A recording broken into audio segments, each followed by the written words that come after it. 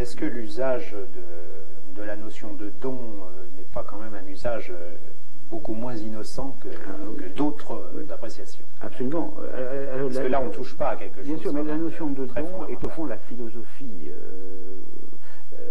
C'est la philosophie même de tout ça. C'est-à-dire, dès le moment où on ignore la relation, on ignore que les capacités, les aptitudes, les qualités, les propriétés que l'on demande et que l'on apprécie, dès le moment où on ignore qu'elles sont socialement produites, qu'elles ne sont pas dans la nature, mais qu'elles sont dans un travail social, historique, celui de la famille, celui de l'école, etc., bon, il ne reste que le don.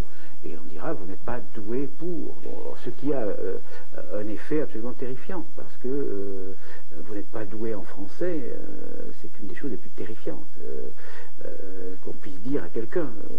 Que faire contre ça, contre la nature, on ne peut rien. Alors que si on disait, vous êtes le produit de conditions historiques et sociales telles que vous n'avez pas un accès facile à la langue qu'exige le système scolaire, voilà une phrase rigoureuse.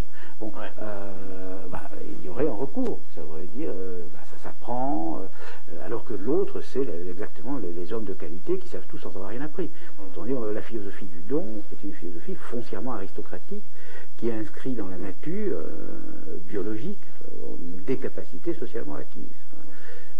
Celui qui ne les a pas n'y peut rien, et celui qui les a peut se les attribuer. Les deux choses étant également dangereuses.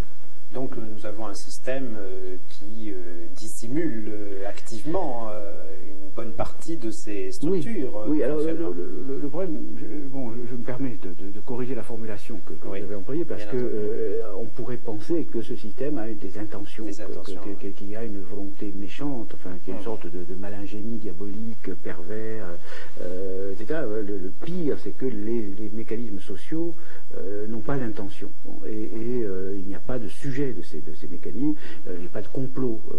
Alors malheureusement, une des lectures mauvaises de la sociologie consiste à transformer l'analyse de mécanismes en analyse de volonté. Et on dira, c'est la classe dominante qui domine, qui élimine. Enfin, il y a des écrits même de sociologues que je critique, qui disent l'école élimine. C'est pas vrai.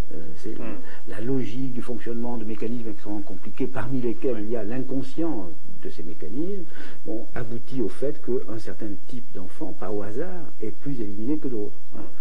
Donc il faut à la fois dire la chose et éviter de tomber dans cette philosophie, sinon on s'en prend à des adversaires apparents. Et du coup, les réformes, en particulier du système scolaire, sont presque toujours ratées, parce qu'on cherche des responsables, on cherche des coupables. Alors c'est la faute au prof, c'est la faute au gouvernement, c'est la faute, etc. C'est pas en termes de faute et de culpabilité. Il y a des responsabilités différentielles qui sont souvent des responsabilités inscrites dans des structures, dans des mécanismes très compliqués qui dépassent les capacités des agents. Ce qui ne veut pas dire que les agents ne peuvent pas faire quelque chose en prenant conscience. Ils peuvent contrarier les mécanismes, ils peuvent éviter de les servir par inconscience.